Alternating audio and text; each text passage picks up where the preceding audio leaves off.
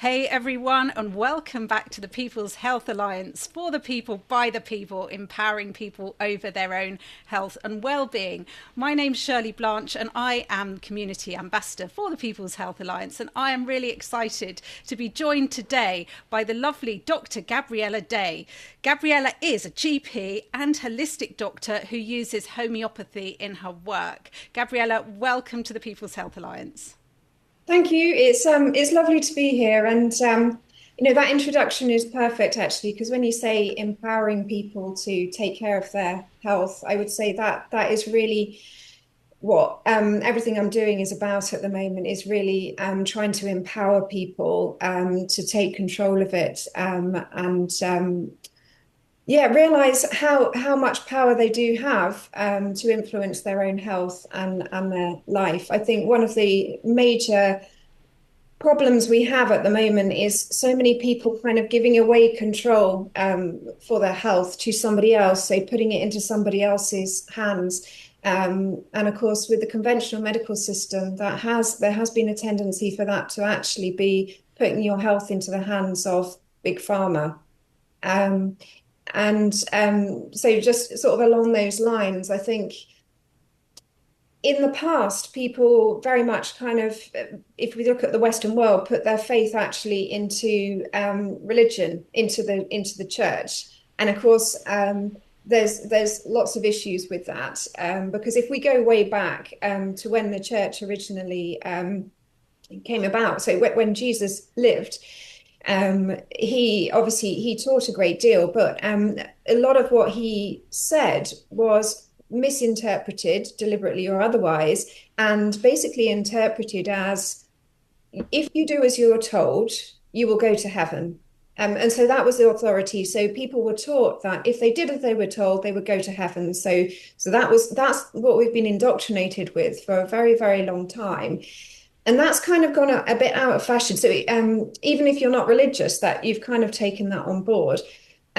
More recently, that's kind of been usurped or replaced by the medical system. So people have been encouraged to put their faith into the medical system, which is actually even more of a problem, because you're putting your faith in a system that really essentially, the pharmaceutical companies are wanting to make money.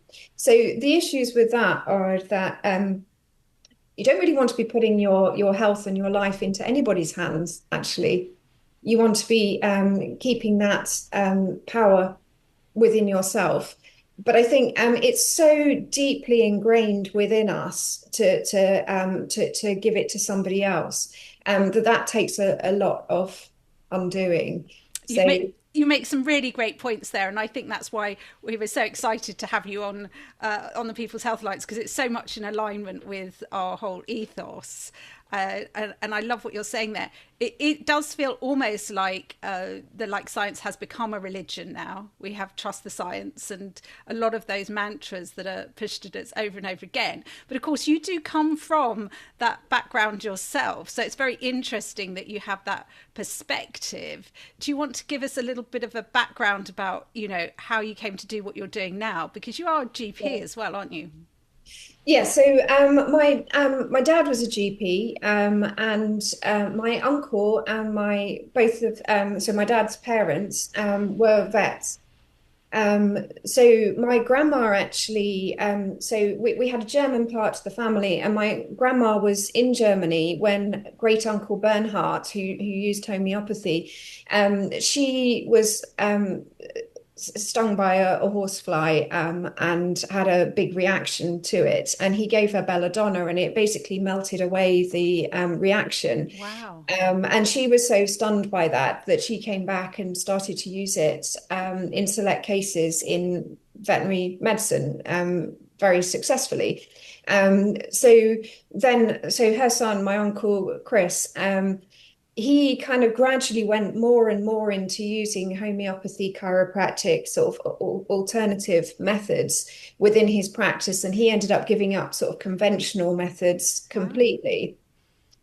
So my dad had kind of grown up within that environment, but he ended up being a GP.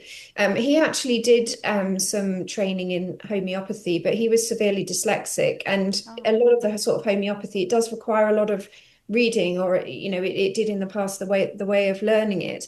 And so he really struggled with that. And interestingly, one of the real things that he struggled with was the idea that if you look at homeopathy, homeopathy kind of basically is talking about conventional medicine as being suppressive, which it is. But what my dad saw it as was that if homeopathy was correct, then it meant everything that he was doing in general practice was wrong. And yet he was helping loads of people in general practice.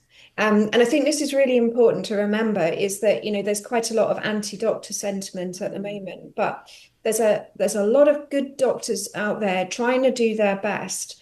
And the tools are not great because the tools are suppressive tools. But if we're talking about GPs particularly, GPs don't just prescribe medicines. They do an awful lot more. They help people see things differently. They help sort things out in their minds. So there's a lot that they do without actually prescribing a medication. And if you think about sort of end of life care and just being there for people, that's absolutely, it's such an important thing. Just being there for people. That doesn't even involve any prescription. Just being there makes a huge difference. So I went into medicine, went into general practice. I hadn't been doing general practice that long when I realized that, you kind of think if you study enough, you'll have all the answers, you can help everybody. But you quite quickly realize that the vast majority of medicine is not evidence-based. You're kind of working it out and you're trying to do the best for your patient. And that was when I started studying homeopathy. And homeopathy is fascinating because it really helps you engage with the patient, because rather than just making a diagnosis and giving the prescription, you're actually really trying to understand what it's like from the patient's perspective. And in general practice, it can be difficult. You haven't got that much time to find a good homeopathic prescription sometimes. So I found that I was spending a lot of my time maybe doing the homeopathic case taking, but not necessarily prescribing. And I realized more and more that, when you dig down, like if people are suffering with anxiety and depression, it's not just something that's just come out of nowhere and just landed in their lap and they're just a victim of it. It's arisen from somewhere. And these things are not just they're not just a random occurrence. They're an opportunity for somebody to see things differently, to do things differently, to highlight something in their lives which is actually really in some way dysfunctional. So I found that fascinating, because you connect so much better with patients when you understand what's really going on for them. And so this is how my first book came about, In Defense of the Realm, because I noticed that so many patients, for example, they'd come in with a problem and they would be given antidepressants, but actually maybe the problem was that they had an abusive boss or an abusive spouse or something like that, or there was some life circumstance that was really dysfunctional. And if you just give them an antidepressant it's almost like, oh, don't worry about it, have an antidepressant and just carry on. What you're doing is you're actually enabling them to continue in this dysfunctional situation, which actually needs to be altered. And that's the difference, I guess, between when you describe yourself as a holistic doctor and the difference between that and a GP is because you're looking at everything in the whole. And I think you make a really good point, which is so much of our physical manifestation of illness or conditions that we might have is very, very complex, and there's a lot of subtle nuances to it from where it might be coming from. It might not be completely physical. There might be emotional elements to it, especially when you're looking at mental health.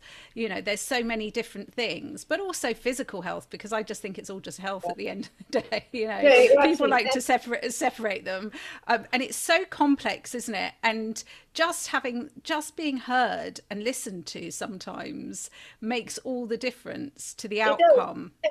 Yeah, it helps people see things differently and work through it themselves. But I think, in defense of the realm is talking about your realm is your body, mind, and soul. And if you think in the past, if you think about sort of shamanic healers, the medicine man, the medicine woman, they would take illness, sickness, disease as a manifestation of something, some energy that had gone wrong in the system. So that could be something that happened physically, emotional, sort of spiritual. It could be something to do with the tribe. It's basically about an imbalance. And if you have an imbalance, other things adjust to compensate for that. So you can't just take the physical illness in isolation. It's not actually not, it doesn't work. If you just try and suppress the physical illness, it comes out somewhere else. And one of the things that we've been taught is to suppress what we call negative emotions. So things like anger, frustration, resentment. We're taught very much in society, we've been taught to be nice. We should be nice. But the trouble is, if you those emotions are giving you vital information to act to address a dysfunctional situation. If you just suppress it and suppress it and suppress it, it doesn't go away. It comes out in other ways. And the Buddha, I think he said, holding on to anger is like holding on to a hot coal and expecting not to be burned. You can't suppress it. It has to come out. We've sort of lost communication with ourselves, don't you Yeah. think? We've lost the ability to communicate with our own bodies because we've sort of been conditioned to believe that it's like the whole disempowerment thing. We've been conditioned to believe that somebody else can take control over our health. Something goes wrong with us, we go to the doctor, we get a tablet for it, and that's the answer. And doing that, like you say, when we're suppressing those emotions and that vital information that's coming up, we're not engaging with it, and we're not asking, why is this coming up, and having a compassionate conversation with ourselves and trying to work out what's going on, which is why I guess that you do such great work, and people can find that out by coming to someone like you. Yeah, and so what we're doing really is we're putting a sticking plaster on it. You can imagine it like a game of whack-a-mole. You suppress it and it comes somewhere, and you just keep suppressing it. But it's vital information that actually you need in order to grow. I mean, people kind of imagine health as something that you can achieve health. I've got health, I'm healthy, I'll keep hold of it. But that's not what we are. We're energetic beings, so we're constantly changing. It's a dynamic situation, so you can't just achieve it and then hold on to it. It's not like money, which is another matter.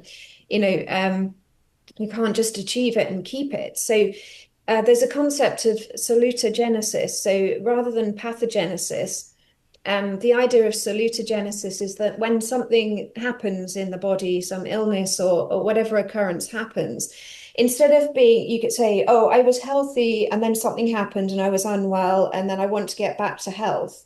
The idea is that I was doing okay, something happened, knocked me off course, but in the process of getting back, recovering from this, I'm going to actually come to a better place. I'm going to have grown through that illness. And my uncle said there's no such thing as the status quo. Things are getting better or they're getting worse. So if we're not growing, then actually we're deteriorating, we're stagnating, because the energy is not supposed to be just trapped and held. It has to be flowing all the time. So yeah, It's like an evolutionary process, isn't it? It's like constantly evolving. It is, and it's an ascension process, isn't it? It's an enlightenment, and that's why you can't take the spiritual out. And the spiritual is, the spiritual is the bit that actually is being really heavily driven out of medicine. And AI solutions coming along. Basically, the computer doesn't have emotions, doesn't take account of emotions. My second book, Heart-Based Medicine. I was doing visiting basically around Southampton, visiting lots of elderly patients, and doing out of hours work. And so when you do that work, you actually see how lots of different practices function. And it's really interesting because practices vary hugely. And then you start to see that there are some practices and some doctors who practice from the heart. So they will look at the patient, they will see what the patient needs, and they will adapt what they do to suit the individual patient. And then there are other people who will just go, okay, clinical protocol, this is what we do, and don't really think about whether it's actually appropriate for that patient. And actually it can be harmful. If you practice medicine in that kind of cold clinical way without humanity, essentially, it becomes potentially psychopathic, if you don't take account of the soul of the person. And yet that's what's happening. The more we bring in sort of AI solutions, we're not hearing the emotion speaking, the psychological distress speaking through the physical illness or the physical complaint. So you can say, oh, that person doesn't need a visit. They don't clinically need a visit. Clinically, they may not, but actually psychologically and spiritually, they may really need it. And when we look at the apparent onslaught of need and demand from the population at the moment that general practice just can't meet, we're never going to meet it until we start incorporating that the mental and the emotional and the spiritual into that. We need to be addressing that, which is kind of going back to these holistic practices. It's sort of scary times with the whole AI taking over everything, I think, especially in healthcare, because Yeah, like you say, it's that connection that you have with another human being. And when you're talking about sort of heart-based and heart-centered care, somebody really knows when you've listened to them, and somebody yeah. can really pick up on your humanity when you're really engaged and actively Yeah. listening to them. Is there any sort of evidence, is there any way to sort of measure the difference in outcomes when people experience that versus just being given, do you know if there's ever been any research done on that to see if it changes health outcomes? So I'm sure there will have been, research, but I couldn't tell you anything specific. But I think studies that, for example, in homeopathy, often what we use is outcome data. So looking at how people have um, their quality of life has improved, and the number of medications they've had to take has reduced. So there's measures like that. Whereas with pharmaceuticals, it's often, these trials that are not real world. So the outcome data is really important. But another thing that's important is that a lot of studies will look at certain therapies, and they will so evaluate a certain intervention. So it might be a certain technique of physiotherapy or psychological technique or whatever. And often they can't demonstrate benefit from a particular technique because so much of it is wrapped up with the actual individual practitioner. And it is, I mean, in a way, I think we kind of have to get away from trying to use these sort of scientific methods to quantify everything, because what we're talking about is essentially there's the kind of scientific aspect of it, and then there's the kind of art aspect of it. It's It's the intangible, isn't it? You know, it's you can. impossible. You've got your masculine kind of reason, logic side of the brain, and then you've got your intuitive aspect, which gets in touch with spirit, which actually can, that's the bit that causes the connection, and you can't really measure that, and the patient might not realize it until later on. So it is intangible, and I think that's what we have to recognize, is that this aspect of it isn't something that you can't isolate it in a laboratory and say that it's efficacious. And that's what Um, makes it human. and that's what And makes it that's what AI can't replicate, yes, because yeah, it is this intangible thing. It is spirit, soul, whatever you want to call it, yeah, that cannot be measured, which I think you make a really great point with that. So your first book is in defense of the realm. And when you're talking about the realm, you're talking about our own sovereignty yeah. over our own health, aren't you? Yeah. So your mind, body, and soul. Well, not just your health, but your whole being. So that includes your health, and it's your energy as well. So if you're, it's things like, it's not my duty to suffer and to be, trodden into the ground. I said recently, you can't doormat your way to heaven. We kind of think Yeah. that if we're just very nice and we don't argue with people, and that we'll eventually get to heaven. But if you look at it on a reincarnation, actually we keep coming back until we've learned all the lessons that we need to learn. So actually, sometimes we're needing to, what we need to learn is to actually stand up to defend our realm. So that means saying, actually, no, you can't take my realm. I can't, if you're being oppressed by somebody, a boss or a spouse or somebody, it's your duty to reclaim that energy, because if you don't reclaim it, you can't fulfill your purpose of in this life, or and you can't as you say, evolve and grow unless you reclaim your realm. And Because you can feel it, can't you? When you're being suppressed by somebody else, when you're having your energy being pushed down or you're being pushed down and you can't be, you can feel it. It's a tangible feeling, and you may not notice it all the time, but it's there, and that weighs heavy, doesn't it? And it's sort of, it creeps up on you. yeah, I think it does. And I think so often it is insidious, and it's something that may have Mm, happened. For a start, it might have its roots in childhood, how what you learned to expect in childhood.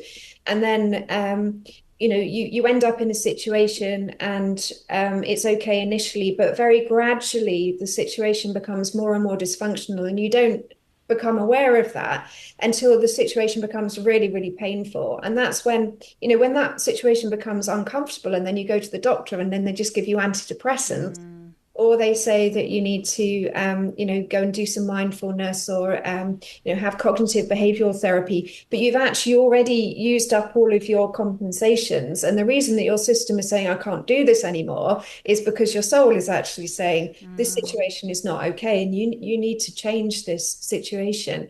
And of course, we all have the capacity to feel it, but we've kind of tuned it out, haven't we? We suppress it, and we say it's not important, and we say, oh, everybody else seems to be okay in this situation, so I should be okay, which is undermining yourself, which is not helpful.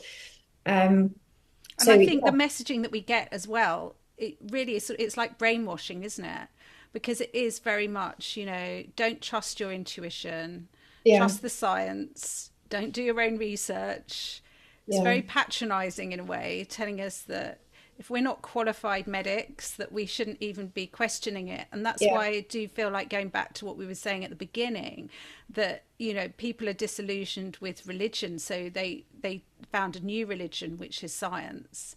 And so a yeah, lot of the time doctors are seen as the priests of their age, and there's the whole sort of white coat thing. As soon as you see the white coat, then you're given a level of respect, yeah. and you have to just believe what that person says, and even if it doesn't resonate with you. So would your message be more that get more in tune with what your body is telling you and the signals that you're getting, and get back in touch with your intuition and Yeah. be brave enough to trust it?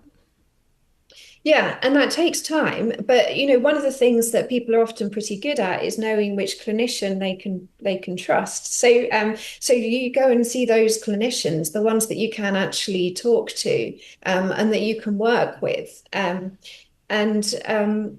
yeah, and the other thing is that there are people who are kind of withdrawing their trust from the conventional medical system.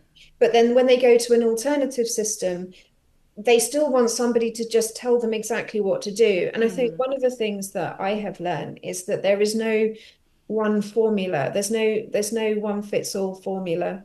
It has to be individual. And yes, you do need to start. I mean, there's that fantastic book, Radical Remission, about uh, things that people who survived cancer against the odds or lived a lot longer, the things that they did. One of the things was using their intuition. and maximizing positive emotions, dealing with negative emotions, all of those kind of things. But yeah, you can't abandon the conventional medical system and then go to an alternative system and just say, tell me Because what you're to still do. disempowered, aren't you? You're still All giving disempowered.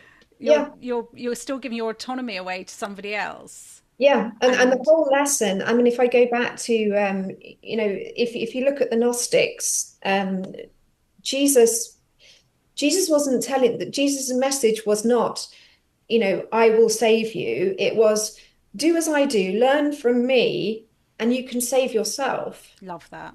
You will you all have this capacity. Everybody has this capacity. And yes, we need to get information from other people. And we can all be learning from other people, but none of us should be just putting our faith 100% in anyone else. And I think this is one of the huge issues over the past sort of 5 years has been that so many people want another hero, you know, to save us. And the whole lesson is we have to save ourselves. There's no hero Definitely. coming along who is just going to give us all the solutions and all the answers.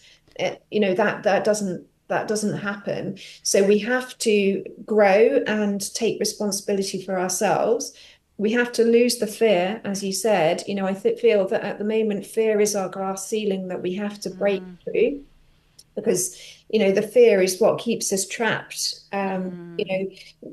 In thinking about the material body and our material resources and everything like that, that the glass ceiling is kind of keeping us trapped there. Definitely. I'm just curious from a sort of personal perspective of your own journey through this.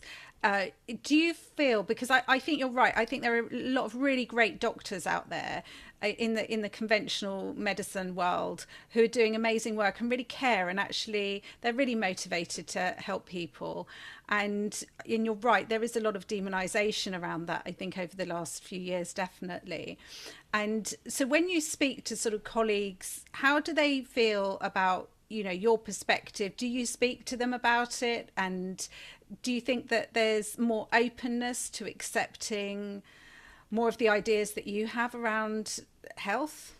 Yes, but I think, again, it comes down to you have to judge every conversation according to the individual. And we've all learned that if you go too far with something that they can't take on board, the shutters go down and you can't communicate. So we all need to be really sensitive about any conversations that we have, that we don't just, it doesn't result in them just closing their minds to things.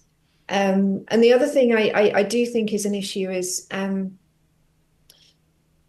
I talked about resentment and anger and how we can't be nursing it inside ourselves. And there has been a tendency from some areas to blame, for example, the medical profession for the situation that we've ended up in. Now, the medical profession has been hoodwinked as much as anybody else, and people in the medical profession have woken up.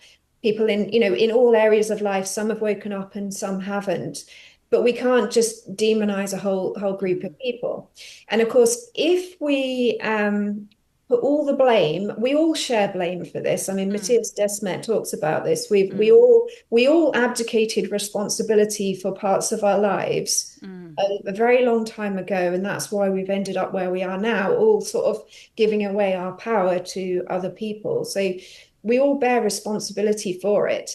And as long as we're waiting for someone to come and rescue us, we're playing the victim and waiting for the hero. And why hasn't the hero come along and rescued me? That's all generating more and more anger, resentment, often stored in the liver, in the gallbladder, lots of gallstones and things like that, as a result of people just suppressing this anger and rage against people that they perceive were responsible and should have saved them from it. Of course, a lot of that anger is kind of directed against ourselves, and in the same way that we need to kind of recognize that, yes, we did give up our responsibility. We didn't understand fully. Now we understand we need to take that responsibility back. And we can't just blame it on everybody else. And we can then sort of forgive those people because they didn't know any better either. And it comes back that Viktor Frankl said, he was in the concentration camps, and he said that he learned that in every group there are decent people and indecent people in every walk of life. And we can't just tar everybody with the same brush. We have to take it all on an individual level, because we're not getting out of this situation by a few people who kind of woke up and realized what was going on, feeling superior to all the other people who didn't. Yeah, I because agree. at the end of the day, we're all the same, and we were all in the dark at some point, weren't we? And just thank goodness we've woken up. But now we have to deal with our own stuff and all of those negative emotions, and get rid of them, so that we can grow. And then, because it, again, one of the reasons I wrote the heart-based medicine book was because I am firmly of the opinion that we're moving from a fear-based existence to a heart-based one. And we can't move from a fear-based existence if we're going to stick there in fear and in anger and resentment towards other people that we're holding responsible. We're never going to move to the heart-based place where we want to be. And you're very easy to manipulate when you're in fear.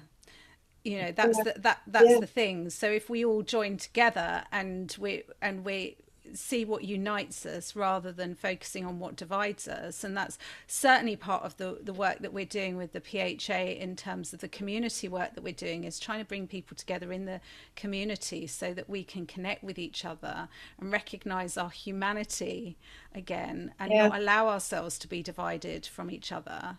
I think that that's really important, and you make some really great points there. And it's not about demonizing a group of people. It's about speaking to people individually and recognizing what we have in common with those people, and meeting them where they are, really. I was going to ask you, because you mentioned about becoming victims, because again, if we're blaming other people, then we're sort of saying, well, we've got no power over our destiny, aren't we? And we're sort of turning ourselves into victims, and that's in a sort of real lower vibrational emotional state. There's a lot, don't you think, on social media and within that whole online world, which is sort of rewarding victimhood, where people are now getting adoration, or they're getting attention by defining themselves as victims of something. What impact do you think that has on our health and well-being?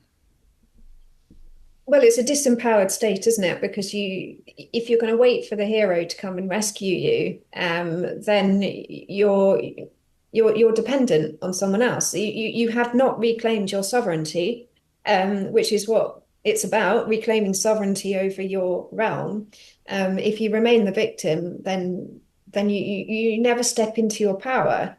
And of course, if we all are divine beings, we need to realize our power. And in Defense of the Realm it's very much about that. It's realizing your power, not trying to use your power to abuse anyone else, but just using your power to the effect that it was meant to be. Now, if everybody steps up, so if on an individual basis, if everybody on the planet corrected a power dynamic that is incorrect, all of the power structures that keep people oppressed would just fall away. I mean, it's automatic, isn't it? If everybody addresses, people who are kept in power by lots of other people, doing as they're told, if all of those power dynamics between two individuals were corrected, everything would be resolved. And so absolutely, you make such a great point. And I think that's shifting, viewing the world as just a materialistic thing to sort of seeing the more spiritual and energetic elements as well, is really powerful. So listen, you've got a great book out called In Defense of the Realm. That's out already. Then you've got Heart-Based Medicine is coming out soon, isn't it? Yeah, so it should be available within the next couple of weeks. And we're recording just before Christmas, so beginning of January sometime. Yeah, I mean, it should be before the end of December, but We'll see. And then, yeah, the third book, Restitution, Rebalancing the Art and Science in Medicine, goes more into this sort of energy. I mean, I think one of the things we really need to hold on to, this occurred to me some time ago. It's all about energy now. It's all about energy now. It's not about money, it's about energy. And that's why we need to be shifting how we're behaving. We need to be reading these dynamics. So rather than just looking at the words that people are speaking, feeling the energy, the dynamics, observing what's going on. I mean, I'm sure most people listening to this will have woken up to, when you hear people speaking on the radio, on the TV, or anything like that, you hear the different tone in their voices now. It's probably much more aware of that. And that is giving us so much more information than the words they're actually speaking. So, we need to be paying attention to the energy. And that means, in our health, in our lives generally, everywhere, paying attention to that energy. That's so amazing. I've learned so much speaking to you, Gabriella, and you're such a fascinating person. I love what you're doing. I love the combination of the sort of more traditional approach combined with a holistic approach using the homeopathy and integrating all those disciplines, because they all have their own strengths. And if you're smart, you'll take the best of everything that you can get, I think. So I absolutely love what you're doing. If people want to find out more about you and the work that you're doing, where's the best place to find you?